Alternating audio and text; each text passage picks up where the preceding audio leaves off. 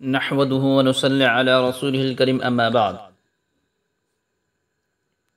اسلام سے پہلے دنیا اختلاف و انتشار اور خانہ جنگی کا شکار تھی۔ انسان اپنے ہی ہم جنس انسان کو لقمہ اجل بنا رہا تھا۔ کہیں تھا مویشی چرانے پہ جھگڑا، کہیں پہلے گھوڑا بڑھانے پہ جھگڑا، غرض کہیں آنے جانے پہ جھگڑا، کہیں پانی پینے پلانے پہ جھگڑا۔ یوں ہی روز ہوتی تھی تکرار ان میں، یوں ہی چلتی رہتی تھی تلوار ان میں۔ لیکن اسلام میں تو ایسے وحشی انسانوں کو توحید خالص کے بعد اتحاد و اتفاق، پریم و الفت کا درس ان الفاظ میں سنایا: اعوذ باللہ من الشیطان الرجیم، انما المؤمنون اخوة فاصلحوا بین اخویکم واتقوا اللہ لعلکم ترحمون۔ اور آقا مدنی صلی اللہ علیہ وسلم نے کامل ترین مومن کی علامت یہ بتائی ہے کہ المسلم من سلم المسلمون من لسانہ ویدہ۔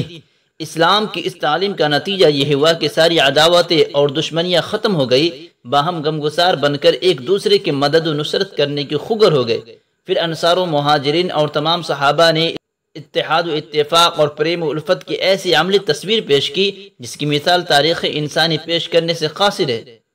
آیت قرآنی اور حدیث نبویہ میں اس حقیقت کی جو تشریحات و تمثیلات ملتی ہے، ان سے یہ بات سامنے آ جاتی ہے کہ ہر مسلمان پر توحید خالص کے بعد جو چیز فرض کر دی گئی ہے وہ یہی ہے کہ تمام مسلمانوں سے محبت کرے۔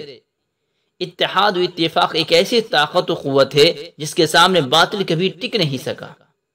اس کی بدولت ہمیشہ مسلمانوں کو کامیابی و کامرانی نصیب ہوتی رہی ہے، چاہے وہ معرکہ بدر ہو یا غزوہ خندق، چاہے فتنہ ارتداد ہو یا صلیبی خمار، ہر ایک میں مسلمانوں کی کامیابی و کامرانی اسی بنیاد پر نظر آتی ہے۔ یہی وہ مستحکم بنیاد ہے جس پر نسل انسانی کے حقیقی وحدت کا محل تعمیر کیا جا سکتا ہے۔ اسی اتحاد و اتفاق کے پلیٹ فارم پر لا کر اللہ تبارک و تعالی نے عربوں پر اپنا احسان جتایا: فَأَصْبَحْتُم بِنِعْمَتِهِ إِخْوَانًا۔ خدا کے فضل و کرم سے تم سب بھائی بھائی ہو گئے۔ خدا کے یہاں کوئی فرق نہیں، حسب و نسب میں کوئی امتیاز نہیں۔ قرآن سب کے ہاتھوں میں دیا جائے گا، نماز سب کے پیچھے پڑھی جائے گی، علم ہر ایک کا حق ہے، حقوق سب کے برابر ہے۔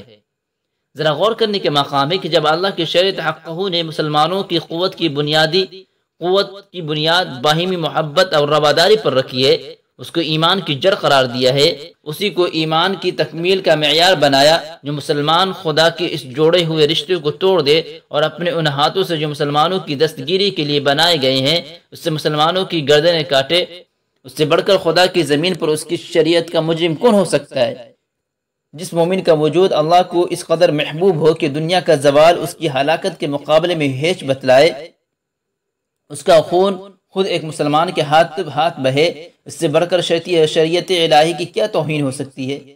اسی وجہ سے اسلام اتحاد و اتفاق پر زور دیتے ہوئے کہتا ہے کہ وَاعْتَصِمُوا بِحَبْلِ اللَّهِ جَمِيعًا وَلَا تَفَرَّقُوا، اور مسلمانوں کی کامیابی اسی پر منحصر ہے۔ وَلَا تَهِنُوا وَلَا تَحْزَنُوا وَأَنْتُمُ الْأَعْلَوْنَ إِن كُنتُم مُؤْمِنِينَ۔